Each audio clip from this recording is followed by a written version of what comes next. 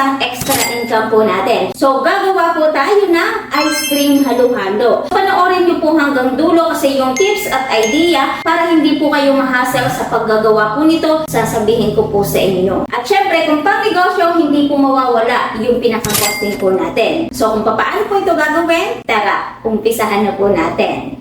Magagawa na po tayo ng ating pong vanilla ice cream. At syempre, yung mga gagamitin po natin, dapat naka-chilled, at least overnight, para mas maganda yung volume ng ating pong gagawing ice cream. Iba-ibang brand po ito ha, yung gagamitin nating all-purpose cream. Yung unang gagamitin natin, Angel all-purpose cream.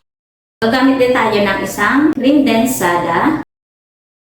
Gagamit din tayo ng isang all-purpose cream. Dito naman kahit anong brand pwede po natin gamitin. Ako naman kaya gumagamit din ng cream densada dahil mas madami yung volume na magagawa po natin. Kasi mas malaki po yung sukat niya and then mas affordable din. Yung condense po natin, ito po ay pinalamig din po natin. Maglalagay lang tayo dito ng kalahati para sakto lamang po yung tamis.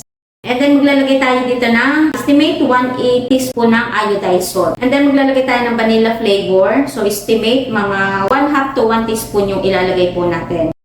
Dito, para mas mabilis yung ating trabaho, gumamit tayo ng stand mixer. So ito, na-order ko po ito online. Affordable lamang po ito. Kung gusto nyo pong order, maglalagay po ako ng link dyan. Mimix lamang po natin ito hanggang sa mag-double yung ating pong all-purpose cream.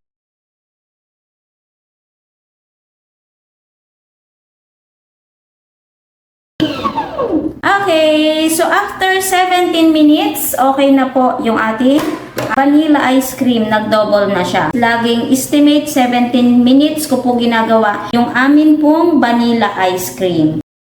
Ngayon, pwede na po tayong mag-assemble.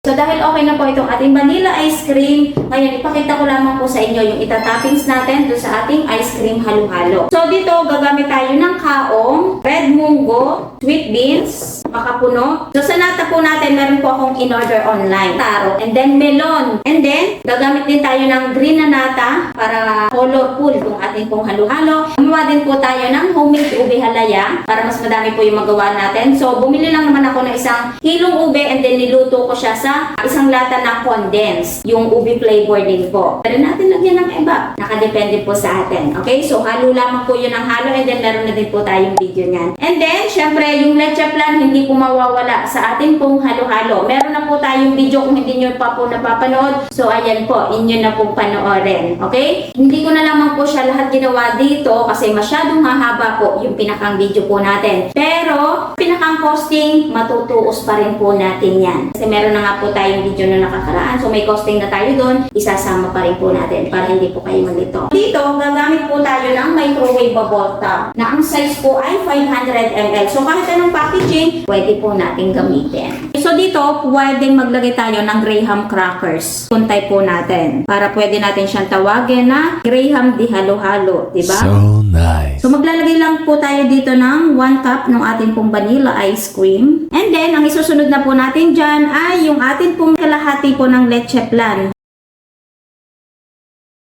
Ngayon, yung toppings, maglalagay po tayo ng tig 1 tablespoon. Kaong, i-assemble lang po natin ha, sa natang green, red munggo, sweet beans, sa makapuno, ube halaya, nata melon, ube.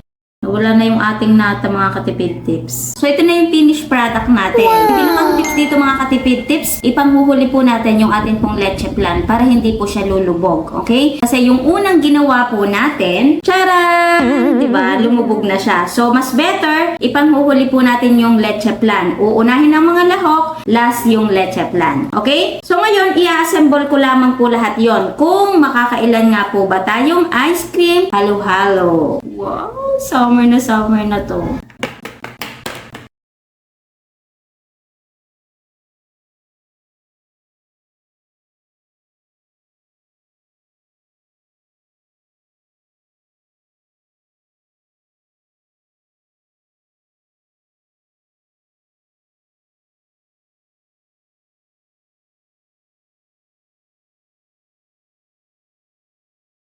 sa ginawa po natin ha, tayo po ay naka-10 tab. At bukod po dun sa napansin ko kanina, na ipamuhuli po natin yung pinakang leche plan. At yung isa pa po dito, para hindi po kayo ma-hassle, yung leche plan po natin, dapat bagong gawa. Yung hindi na po natin na-stock sa rep. Kasi itong ginamit kong leche plan is stock na po ito sa rep kasi ito yung ginagamit ko sa Graham de Leche. So mas better po na bagong gawa kasi kapag na-stock na siya sa rep, yung pinakang caramelized sugar is sumasama na doon sa pinakang leche plan po natin. So dry siya. Kapag isinalin siya natin sa pinggan is dumidikit. So ayun, medyo masisira yung leche plan po natin kapag itinataping sa po sa ibabaw. So ipakita ko lamang po sa inyo ng kalapitan itong ginawa po natin. Wow! Yummy! Ito yung ating ice cream halo-halo. So ito, lalagay ko po muna sa ref kasi magkukosting po muna ako. Yung ginagawa ko po sa Graham de Leche, nilalagyan ko siya ng plastic. So hindi ko siya malalagyan ng plastic ngayon kasi yung mga gamit ko po dito, yung karamihan na po ay nailipat na. Maganda din siya para may cover yung ibabaw, di ba? Okay, so dahil nakapag-costing na tayo, titikman na po natin kahit hindi pa siya ganun katigas kasi masyadong matatagalan yung video po natin. Basta ang pinakamahalaga po dito, kung gagawin nyo po ito, pagkaayos po ng ating mga lahok, so kailangan mailagay na din po natin to sa ref para yung pinakalahok po natin ay hindi po lumubog. Ang sarap! Grabe to! So, unang-una, yung pinakang ice cream natin is talagang masarap yun. Talagang malalasa natin pagka-vanilla ice cream. And then, kapag tinikman na po natin yung lahat, inilahok natin, talagang malalasa natin doon yung pagkahalo-halo. Kung tandaan nyo, naglagay tayo ng nata na maliliit na may flavor na taro at saka melon. Ang kagandahan doon, nata bites, pero yung pinakang flavor na sinasabi ko is hindi ko naman talaga totally malasa doon. Ang nalalasa ko talaga doon ay yung nata. Kumpara po dun sa nabibili natin na ganito, di ba ang lalaki ng pagka-square. So yun po, na-order ko siya online. Ngayon, yung toppings na pinaglalagay po natin, kung talagang kakaririn po natin itong business pong ito, syempre, mas makakamura po tayo kung tayo na po ang magluluto. Year 2021, nagawa na din po tayo ng business na halo-halo. So lahat ng ingredients po natin doon, niluto po natin. So ilalagay ko na lamang po yung link sa description. Pwede nyo pong mapanood kung paano ko po niluto yung mga inilahok po nating mga beans, mga ganon-ganon. Okay? So, overall mga katipid tips dito sa ginawa nating ice cream halo-halo, super sarap mga katipid tips. Ang sarap-sarap. So, bagay na bagay po ito